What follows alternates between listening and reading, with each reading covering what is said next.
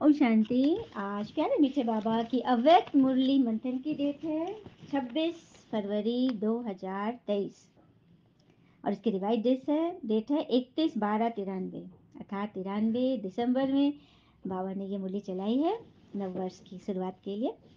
चलिए, टाइटल है आज का, नव वर्ष में सदा उमंग उत्साह में उड़ना और सर के प्रति महादानी वरदानी बन व्यर्थ को समाप्त करना।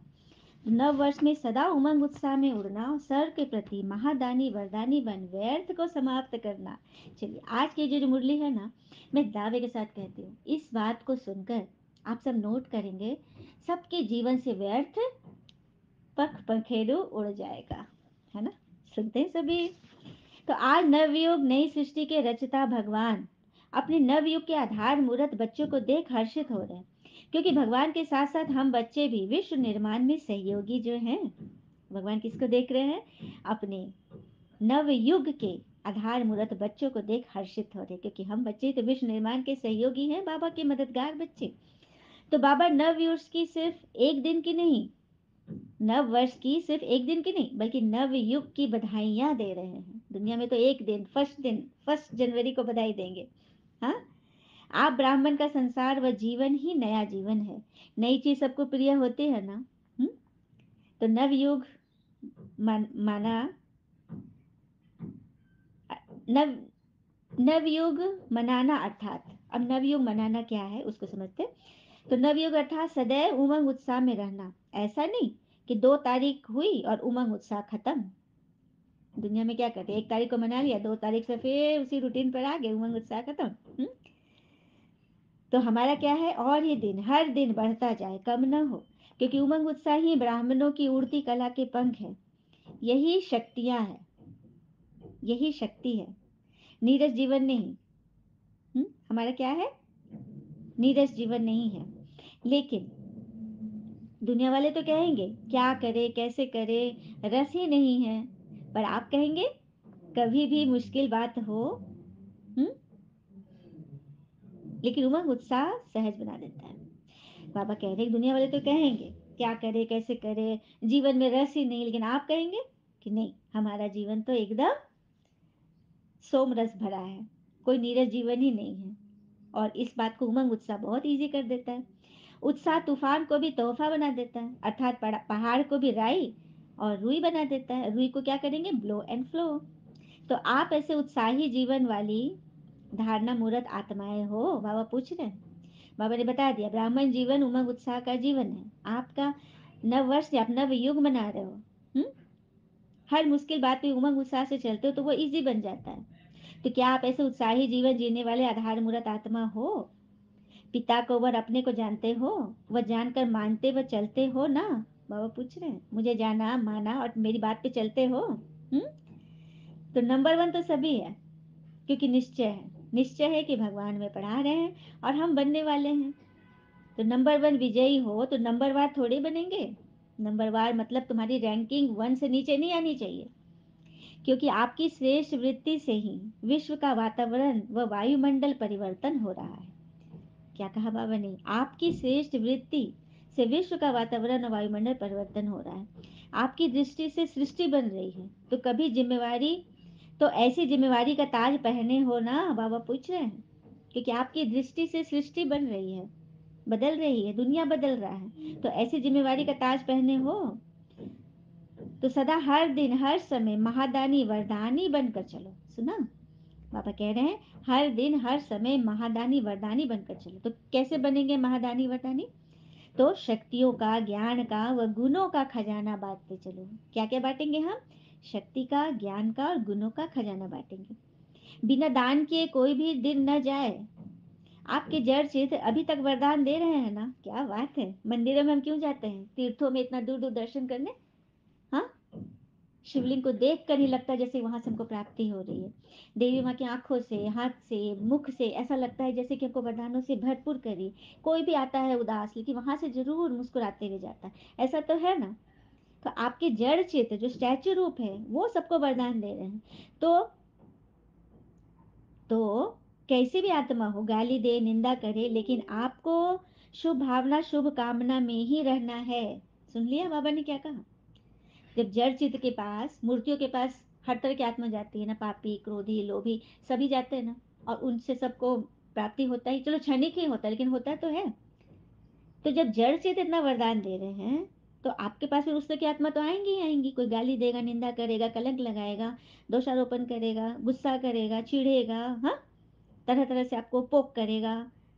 तो आपको क्या करना है? शुभ भावना, शुभ कामना ही देना है। अगर कोई, चलिए उदाहरण सुनते हैं। अगर कोई क्रोध अग्नि में जलता हुआ है, तो क्या डालेंगे उस पर? पानी डालेंगे ना, शीतल जल डालेंगे, या तेल का छींटा डालेंगे? क्या डालेंगे? पूछ रहे हैं बाबा। पानी डालेंगे तो समझ में आ गया, कोई क्रोधी है, हम शीतल होकर उसको शांत करें। लेकिन तेल का छींटा क्या है? चलिए समझते हैं बाबा से। जैसे मुख से तो नहीं बोले, पर आंखों से व चेहरे से, अपने हाव भाव से उनको जता दिए कि हाँ, हम आपसे गुस्सा हैं। तो ऐसी भावना रखना भी तेल का छींटा डालना है। वो आत्मा तो परवश है। आप इस समय रहम के शीतल जल का छींटा दो। वो आत्मा तो परवश है, जो आपके साथ बुरा व्यवहार कर रही है, वो तो परवश है, माया के जकड़ में जकड़ी हुई है। उसको पता भी नहीं कि हम जकड़े हुए हैं। तो उस समय आप रहम दिल व शीतल जल का उसको वरदान दो। उस समय सहन शक्ति का तीर मत चलाओ, मतलब उस समय उस बात को सहन मत कर लो, मन से मौन मत हो जाओ। कहते हैं ना, मन का मौन ज्यादा खतरनाक है। आप गुस्से में मौन हो गए, बात नहीं कर रहे, बोल नहीं रहे हैं, लेकिन बराबर आप मन से उसी के बारे में सोच रहे हैं, और उससे उसको नेगेटिव एनर्जी जा रही है। हम्म। तो कितने देर हमको गुस्सा करना है? सब अपनी अपनी कैपेसिटी देखिए। किसी को ना 3 दिन तक नहीं जाता, किसी को 3 घंटे तक नहीं जाता, किसी को 3 मिनट तक नहीं रहता। तो अब इसको चेंज करते हैं। तो 3 दिन वाले ना 3 घंटे में आ जाए, 3 घंटे वाला 3 मिनट में आ जाओ, 3 मिनट वाला 3 सेकंड, और 3 सेकंड वाला जितनी देर पानी में लकीर खींचे। सुना? तो ये करना है, ठीक है। हाँ। अब जैसे कि कोई समय पर कोई अमूल्य चीज है, आपके पास कोई अनमोल चीज है, लेकिन आप समय पर यूज नहीं करें, तो उसको कोई अनमोल कहेगा? किसी काम की नहीं हुई, समय पर यूज ही नहीं की। तो जब चैतन्य में ऐसा संस्कार भरते हो, अभी जीते जी अभी संगम पे ऐसा संस्कार भरते हो, तभी तो आपके जड़ चित्र द्वारा भी वरदानी मैंने दृष्टि मिलेगी सभी को, भक्त आत्माओं को। आए समझ में? तो संस्कार के बीज तो अभी ही भरना है ना। हम्म। क्योंकि यहीं पर बिल्डिंग की तैयारी यहीं चल रही है। सत्युंग में तो डायरेक्ट डायरेक्ट शो होगा, महल के सीधे जवार के महल में पहुंचेंगे। तो उसके लिए जब मकान कोई बनता है, उसकी जमीन में कितना हलचल, कितना कीचड़, पानी, कितनी गिट्टी, कितने कूड़ा कर, मतलब कितना हलचल वाली चीज होती है जब मकान बन रहा होता है ना, एकदम गंदगी। तो अभी वही चीज है। तो अभी चारों तरफ से आपको यही मिलेगा। लेकिन जब बनकर तैयार हो जाएगा सत्युग में, तो फिर मतलब कल्पना नहीं कर सकते जिस दुनिया में भगवान को ले जा रहे हैं, जैसा बना रहे हैं बाबा। तो यहीं पर वो बीज यहीं डला रहा है, तो संस्कार यहीं भरने हैं। हम्म। जिस समय मूर्ति बन जाएंगे उस समय नहीं, यहीं पर सब कुछ करना है। और जो दूसरे को देने वाला होगा वो तो सदा समर्थ होगा ना। अब कोई धन दान करता है किसी को, तो उसके पास धन है एक्स्ट्रा, तभी तो वो दान कर रहा है। हम्म। समर्थ है, ताकतवर है, कैपेबल है, तभी तो वो दान कर रहा है ना। और जहाँ समर्थ है वहां व्यर्थ तो होता ही नहीं है। तो समर्थ स्थिति है स्विच ऑन करना। अब बाबा इसको क्लियर करें, समर्थ स्थिति क्या है? आपकी कैपेबल स्थिति, योग्य स्थिति क्या है? स्विच ऑन करना। जैसे कमरे में अंधेरा है, हमने स्विच ऑन किया, तुरंत लाइटेड हो गया। तो बाबा पूछ रहे हैं, ये स्विच ठीक है ना? मूड का स्विच सदा ऑन रहता है ना, कि कभी ठीक कभी लूज रहता है, या फिर फ्यूज ही हो गया? बारे बाबा, हाँ, ऐसा रहता है क्या अपने मन का स्विच? तो आता है ना इसको ठीक ठाक रखना। जैसे घरों में कोई लाइट कोई टिम टिम करता है, या ट्यूबलाइट जलाओ तो भग भग भग भग करके एकदम कम पे जलेगा, तो हम लोग क्या करेंगे? अंधेरे में रह लेंगे, लेकिन ऐसा टिम टिम आते में नहीं रहेंगे। ऐसा ही होता है ना। हम्म। तो भगवान को कैसे पसंद आएगा? कभी हाँ कभी ना, कभी कभी चाट, कभी एकदम फालतू, एकदम हलचल में। कल भी बाबा बोले थे ना, जिसको डायरेक्ट पार्लर मिली उन बच्चों की निशानी क्या होगी? रोना धोना नहीं करेंगे, वैध खान पान नहीं करेंगे, किसी को दुख नहीं देंगे। चलो दुख नहीं देंगे ये तो मान लिए, ये तो कॉमन चार्ट है। लेकिन किसी को सुख दिया, ये चेक करते हैं बाबा। दुख नहीं देना, चलो ये तो मोटा मोटी है, ठीक है। लेकिन दुख भी तो दे देते हैं ना, अपनी आत्मा को तो देते ही है ना। किसी को भल बोले नहीं, लेकिन अपनी आत्मा को दुखी करते बार बार, वही सोच साच के करते हैं ना सभी। झूठ नहीं बोलिएगा, सभी करते हैं ना। मैं भी इंक्लूडेड हूँ। बात तो आ जाती है, लेकिन फिर उसको हटाने की विधि बाबा ने बोला ना, 3 सेकंड वाले 1 सेकंड में हटा दे, ठीक है। ये तो कर सकते हैं ना। तो सबको करना है, बाबा सबकी रिपोर्ट देख रहे हैं। ठीक है, तो बाबा कह रहे हैं कभी कभी वाला ज़्यादा संख्या में है, सदा वाला तो बहुत ही कम है।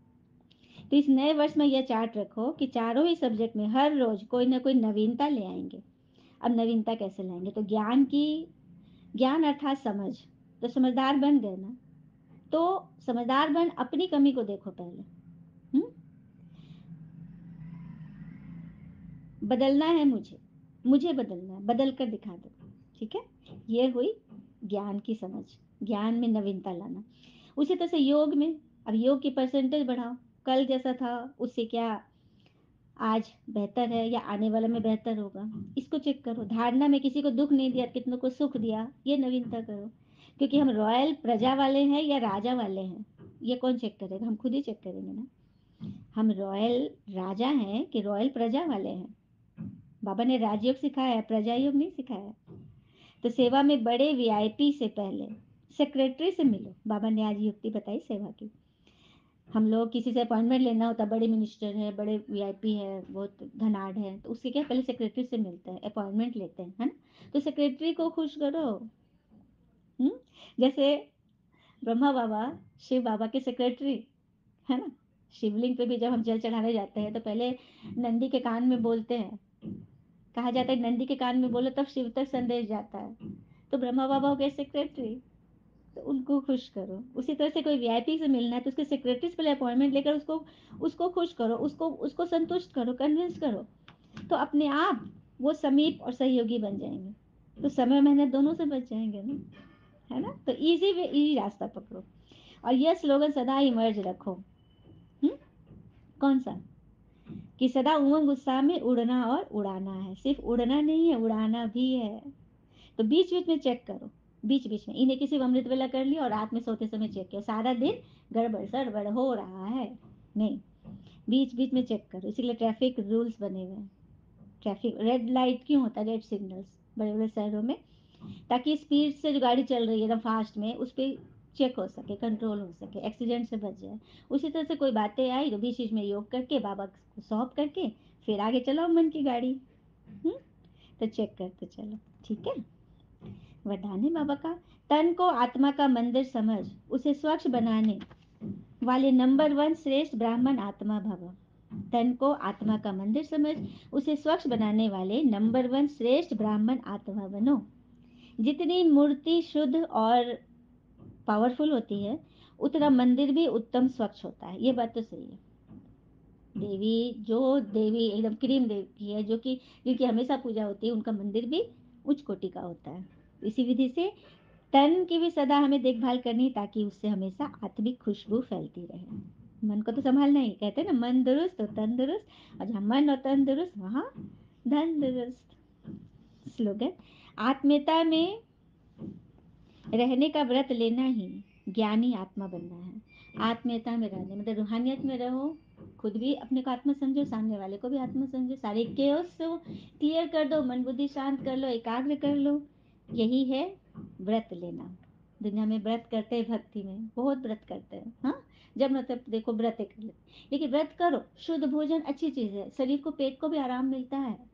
फलाहारी कर लिए या एक टाइम खा लिए, सही है, बहुत अच्छा है, शुद्ध मन तो रहता है उससे, उधर भी शुद्ध रहता है। लेकिन उसके साथ साथ एक और व्रत कर लो, गुस्सा नहीं करने का व्रत, व्यर्थ में नहीं जाने का व्रत, किसी बात के हलचल में नहीं आने का व्रत। वो 3 सेकंड 3 घंटे वाले सभी लोग चेक कर ले, जितनी जल्दी उस मन से अपने बात को उस मन से निकाल दे और भगवान को बिठा लें, क्योंकि बात आएगी तो वहाँ बाबा नहीं रहेगा। और कई आत्मा का अनुभव है, कभी कुछ बात होती है तो बाबा को इतने दिल से पुकारते हैं ना, बाबा आ जाओ, आकर सब संभालो। और सच बात है कि बाबा आते हैं और सभी कुछ ऐसे समेट के संभाल के चले जाते हैं ना कि बात मत पूछो। अच्छा, ओम शांति, शुक्र मिठू बाबा, वो बाबा के प्यारे प्यारे बच्चे, आप सबका ये नया युग हमेशा शुभ हो। ओम शांति, शुक्रिया बाबा।